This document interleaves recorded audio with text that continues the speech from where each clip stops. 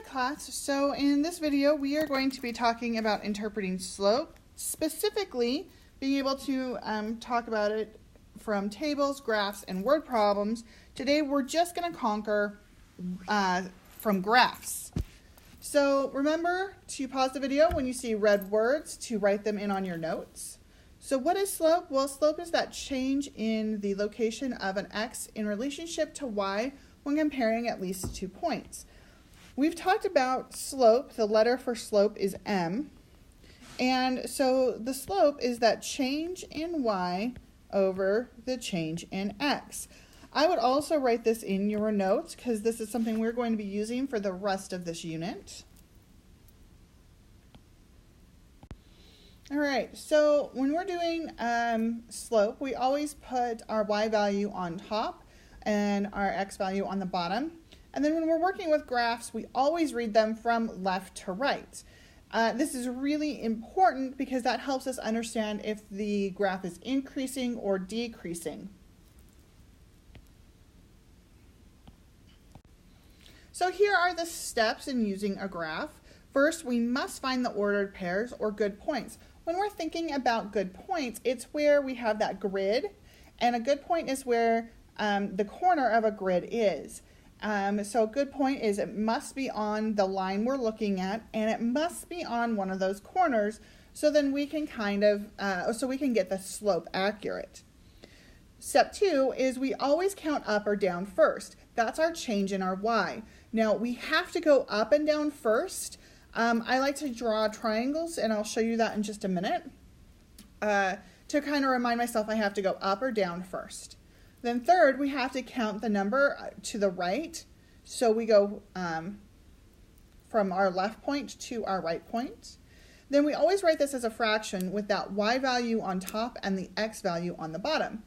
We must keep it as a fraction. Now, when I say this, a lot of people would like to write this fraction. Well, this is not an acceptable fraction. No, don't do this. Your calculator will turn it back into an improper fraction, which would be this. We always would like it as just a fraction with no numbers out front. Okay, so keep that in mind as we're working through these. So here's a graph in your notes. This is example number 1. They have given you the good points, but you can see right here that this point is on the line, the blue line, and it's on a corner of one of the grid boxes. So that means it's a good point. So I'm starting again on the left, and I'm working to the right. So I'm starting at my left point, which is this point right here. Let's see if my computer will write it down for us. Is this one right here. And then I'm going to go up and make like a triangle. You see now I made like the leg of the triangle. And then I'm going to go to the right to the point. Now I need to count. Now think about this like blocks. We're going to walk a block. So we're going to start at our dot, and that's our 0. And then we get to go 1 block, 2, 3, 4, 5, 6, 7. That's 7 blocks. Now I went up, so that's a positive 7. Okay? Now I'm going to do my right number. 1, 2, 3, 4, 5, 6, 7, 8, 9. And I went to the right, so that's a positive 9. All right, so now I need to find my slope. Remember, m, and I'm making a fraction. My y value is my up and down number. So I look at my graph and I think which number is going up and down. I see that that is my 7. Another way to think about it is this axis right here is known as the y-axis, and so that's the same direction as the 7. And then my other number goes on the bottom.